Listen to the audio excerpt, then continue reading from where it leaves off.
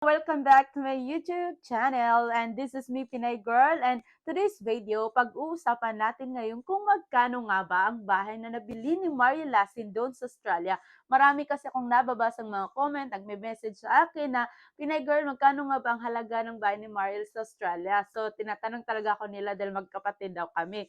Pero maibibigay ako ng from my own opinion, isi-share ko po talaga ito sa inyo. Bago ang lahat guys, gusto ko talagang balikan yung house tour ni Mario Lasin. Ito ay 7 months ago na. So gusto ko talagang panoorin at mapanood nyo din para maalala natin kung gaano talaga kalaki ang bahay niya. At makikita din talaga natin magkano talaga ang worth ng bahay niya. Kasi tayo talaga kahit hindi natin alam ang buong presyo ng bahay, pero makikita talaga natin sa bahay kung gaano kalaki. So may mga hula-hula tayo or sariling opinion na ay itong bahay na ito medyo mahal dahil malaki. So yun talaga ang gusto natin panoorin ulit.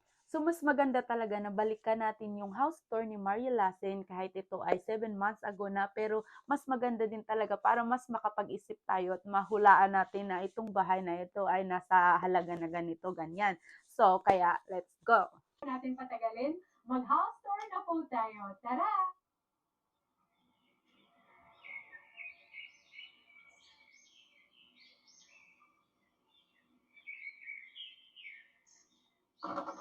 Hello!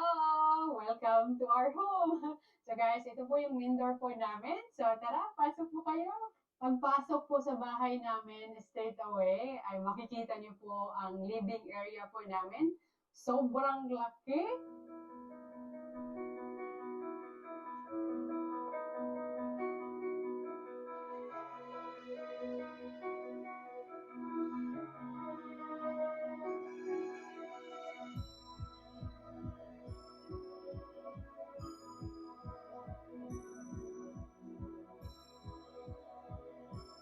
Napakalaking space for three of us makapaglaro talaga dito sa Sylvester. Actually, nung nakita ko itong bahay na ito, for the first time, nagustuhan ko po agad yung living room po talaga dahil napakalaki. As you can see, empty pa po talaga. We just arrived here last night. Andito po sa kabila, we have a fireplace and we love having a fireplace dahil mas nakakatipid po sa electricity and we love collecting wood. So para po sa amin, isang bonus na po talaga na meron po kaming fireplace dito po sa living area. Just opposite po of our living area ay kitchen na po. I love the kitchen. Very simple lang po siya.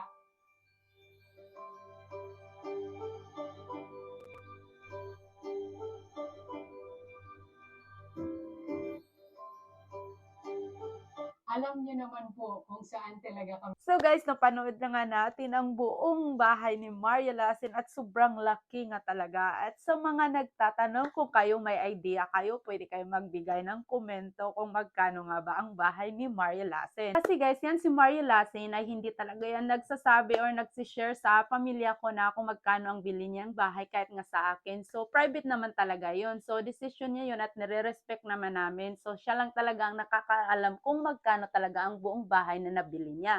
Pero dito talaga din sa Amerika ay halos magkapare-pareho din, mahal din talaga dito sa Amerika. So kung bibili ka talaga ng bahay dito ay sobrang mahal, halos magkapareho din talaga ng Australia.